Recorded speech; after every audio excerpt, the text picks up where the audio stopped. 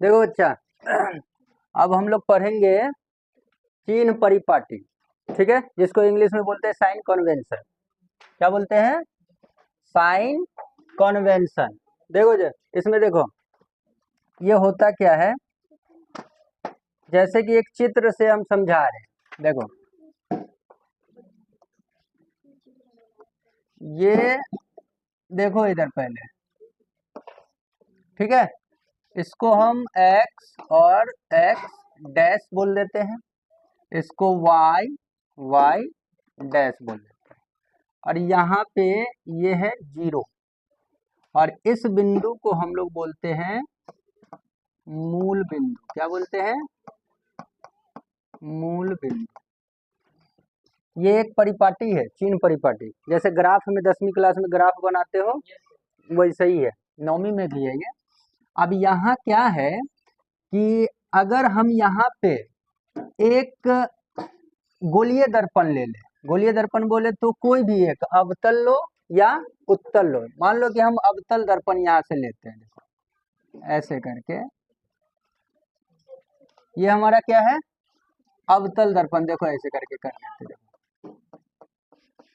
ये हमारा क्या हो जाएगा? ए बी हमारा क्या हो जाएगा? अवतल दर्पण। और यहाँ पे क्या होता है, याद करो कि ये अगर अवतल दर्पण है, देखो जरा इधर, ये क्या है हमारा? ध्रुव यानी पी। यहाँ क्या होता है? एफ। यहाँ क्या होगा? सी। ये तो जानते हैं ना। इसी दर्पण को अगर हम यहाँ रख दे, इस चिन्ह परिपाटी के पास, है ना, इसके ऊपर, तो जो ध्रुव है वही तो हमारा मूल बिंदु हो जाएगा। देखो ना, क्योंकि उसी जगह पे सेट होगा ना ये, तो जो ध्रुव है वही हमारा क्या है? मूल बिंदु है। तो हम ऐसा कह सकते हैं ना कि ध्रुव को हम लोग मूल बिंदु मान लिए, मान लिए। दूसरा, ये हमारा क्या होता है? याद होगा, ये वाला याद है, क्या बोलते हैं इसको? मुख्य अक्ष। ठीक है, तो ये हमारा क्या है? अक्ष है। कौन सा? मुख्य अक्ष। गड़बड़ का हो जाता है, इसको बोलते हैं हम लोग मुख्य अक्ष।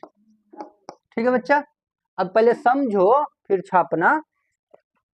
मूल बिंदु से सभी दूरी मापी जाती है। देखो, गोलीय दर्पण चाहे वो अवतल हो उत्तल हो, उसमें क्या होता है कि वस्तु को हम अलग अलग जगह पे, जैसे कि कभी हम यहाँ रख देते हैं ध्रुव और फोकस के बीच में, तो इसका प्रतिबिंब बनता है ना। फिर हम रखते हैं फोकस पे, तो इसका भी कहीं ना कहीं प्रतिबिंब बनता है। फिर हम वक्रता केंद्र और फोकस के बीच में रखते हैं, इसका भी प्रतिबिंब कहीं ना कहीं बनता है। तो यानी वस्तु की स्थिति को देखते हुए उसका प्रतिबिंब भी जो है ना अलग अलग मतलब बनता है। कभी दर्पण के पीछे बनता है तो कभी दर्पण के सामने बनता है ना। तो यहाँ स्थिति दो है, कभी क्या होगा? दर्पण के पीछे बनेगा तो कभी दर्पण के सामने, तो दो स्थिति आ जाता है यहाँ पे। इन दो स्थिति को समझने के लिए एक परिपाटी का उपयोग किया गया, जिसे हम लोग बोलते हैं निर्देशांक चिन्ह परिपाटी, है ना। यहाँ लिखा है, देखो क्या लिखा है, गोलीय दर्पण द्वारा किसी वस्तु का प्रतिबिंब कभी दर्पण के सामने बनता है ना।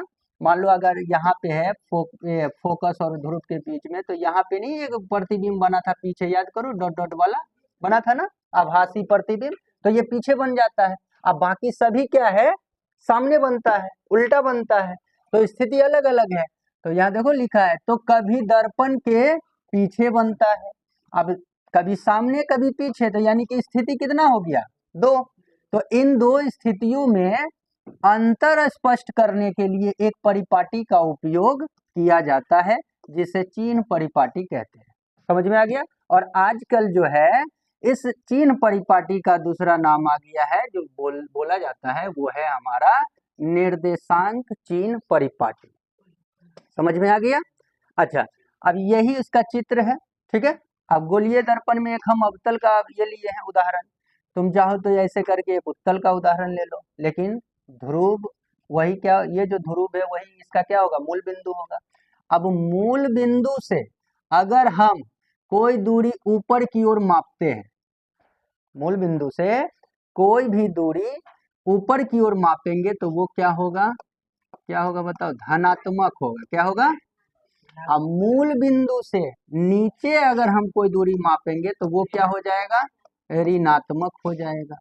दूसरा, इसी मूल बिंदु से, इसी मूल बिंदु से अगर हम दाईं ओर, ये दायां साइड है ना ये, तो इधर अगर हम दूरी मापेंगे तो वो क्या हो जाएगा, धनात्मक। क्या हो जाएगा, धनात्मक।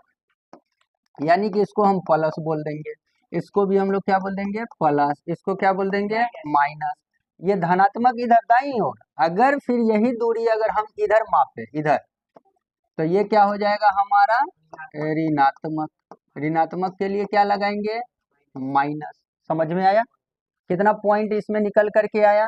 निर्देशांक चिन्ह परिपाटी के अनुसार अगर हम देखें तो सभी दूरी तुमको इसमें दिखाई देगा कि धनात्मक कौन है, ऋणात्मक कौन है। जैसे यहाँ देखो, पहला पॉइंट, ध्रुव को मूल बिंदु मानकर सभी दूरियां मापी जाती है। स्टार्टिंग में बताए ना कि जो ध्रुव है उसी को मूल बिंदु मान लेना है और सभी दूरी मापना है। चाहे प्रतिबिंब पीछे का ही नहीं बने तो दूरी मापेंगे यहाँ से उसका, ठीक है। चाहे प्रतिबिंब अनंत पे क्यों ना बने तो दूरी यहीं से मापेंगे ऐसे करके। चाहे वो प्रतिबिंब तुम्हारा वक्रता केंद्र और फोकस के बीच में क्यों ना बने, उसका भी दूरी कहाँ से मापेंगे, ध्रुव से मापेंगे, यानी कि मूल बिंदु से। समझ में आ गया? दूसरा पॉइंट, मूल बिंदु के दाईं ओर मापी गई दूरियां धनात्मक होती है। अभी अभी हम समझा दिए हैं, मूल बिंदु के दाईं ओर मापी गई दूरी क्या हो जाएगा, धनात्मक। तीसरा पॉइंट, मूल बिंदु के बाईं ओर मापी गई दूरी क्या हो जाएगी, ऋणात्मक। चौथा, मुख्य अक्ष के, मुख्य अक्ष बोलो या ना बोलो, इसके यहाँ पे ये भी बोल सकते हैं। देखो यही है हमारा, देखो ये हमारा क्या है, मुख्य अक्ष।